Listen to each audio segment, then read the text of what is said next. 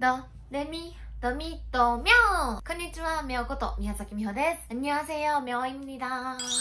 い、というわけで今日やりたいのはミャオ的韓国語勉強法。めちゃめちゃ質問とかね、コメントをいただいてたんですけれども、私なりの勉強法を今日は紹介します。で、私ね、完全に独学なので、韓国語教室とか授業とか受けてたわけじゃなくて、完全一人で勉強してきたので、そんな、方法だったり、わかりやすいよっていうものをね、どんどん紹介していきます。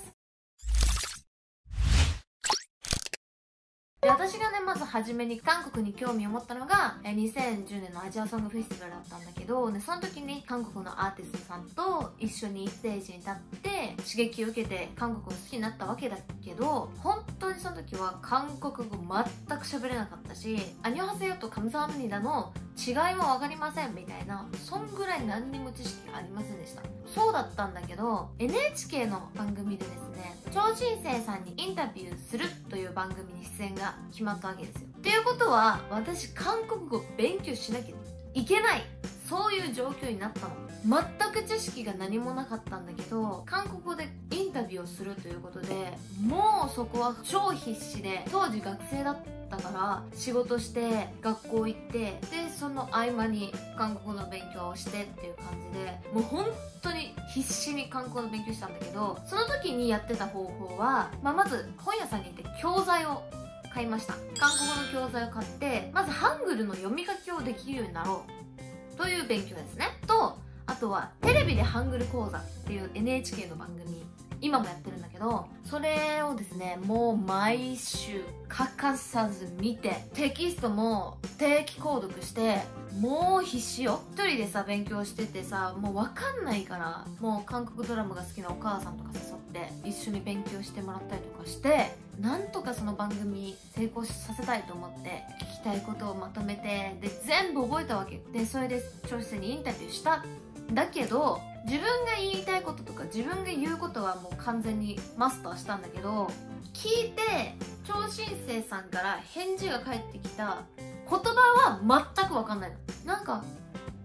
聞いたことある言葉、今ちょっと聞こえたけど、早いし意味わかんないみたいな、超もどかしい感じ。もっと自分が勉強してれば、もっとスムーズに会話できんのになみたいな、そういう気持ちになったわけよ。その番組が終わった後も、私ちょっと本気で、勉強してみようって思いました。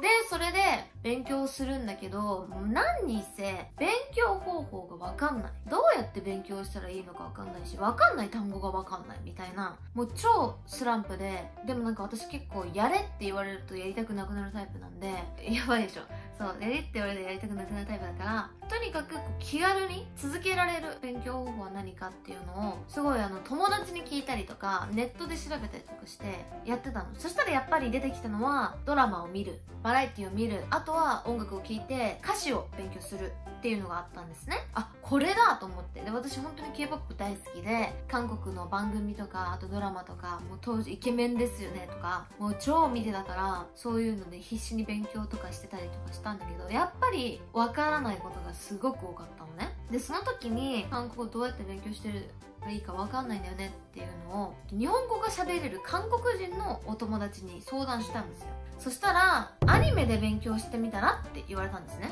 これがもう私の超転機で、アニメで勉強する方法ってめちゃくちゃわかりやすいのよ。なんでわかりやすいのかって言ったら、例えばドラえもんで勉強するってなったら、大体話の内容って知ってるじゃん。のび太がいじめられて、ドラえもんに頼って、ドラえもんが道具貸してあげて、その道具を使ってのび太が見返すみたいな、その一連の流れがもう完全に頭の中に入ってるじゃんっていうのを利用して、ドラえもんの韓国語バージョンを見て勉強する。あとクレヨンしんちゃんの韓国語バージョン見て勉強するみたいな、そういう勉強方法なんだけども、これがね、本当に分かりやすいんですよ。馴染みがあるから、しんちゃんとかさ、ドラえもんとかさ、だから話が入ってきやすいし、すごいね、よく分かりやすい勉強方法だったなと思います。国民的アニメを使って勉強するっていう方法をすごくおすすめします。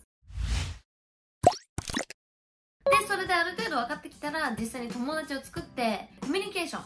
会話の勉強をしてください。やっぱり発音でパッチムっていうのがあって、韓国語の発音ってすごい難しいじゃないですか。で、そういう発音だったりとかをやっぱり実際に韓国人の方と、お友達になって、会話して、あ、これってこうやって発音するんだとか、あ、こうやって言い方をするんだっていうのを分かるようにお友達を作りました、私は。で、お友達を作った後にプロデュース48とかで、実際に韓国に行く機会があったので、こんなチャンスはないでしょぐらいに無駄に韓国語で話しかけたりとか、こう今流行ってる言葉は何なんですかとか、私の韓国語これで合ってますかとかいうのをもういろいろ聞いて、リスニングも毎日してるから、もうそれがすごい吸収されて、本当に番組終わる頃にはスタッフさんとかに「美穂は本当に韓国語上手だったね」って褒めてもらえるまで上達したなって思うので、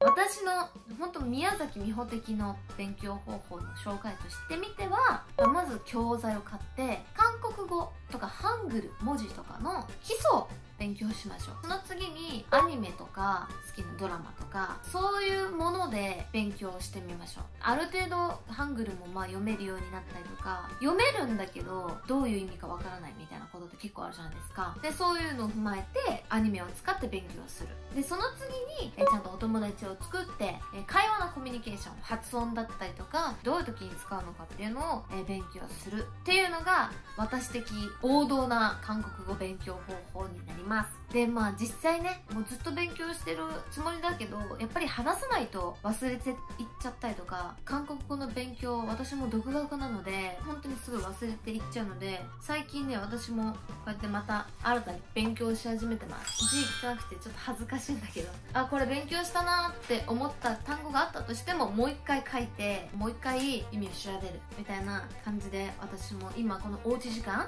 ちゃんと使って、勉強したりとかしてます。で、また韓国旅行とかさ、行けるようになったらね、タクシー乗ったりとかカフェ行ったりとかさ、そういうところでさ、ちょっと韓国語使えるとやっぱ勉強しといてよかったなってすごい思うと思うので、あとやっぱ K-POP 好きな方はさ、自分が好きなアイドルがこうなんて言ってるのか字幕なしでも分かったとかいう場面があるとすごい多分嬉しいと思うのね。推しに会えないとか、韓国旅行行けない、そういう時間は勉強をする時間にしてみましょう。というわけで、この動画が良かったと思った方は、チャンネル登録とグッドボタンぜひよろしくお願いします。インスタグラムとツイッターもやってるので、ぜひそちらの方もフォローしてください。というわけで、最後まで動画見てくれてありがとうございました。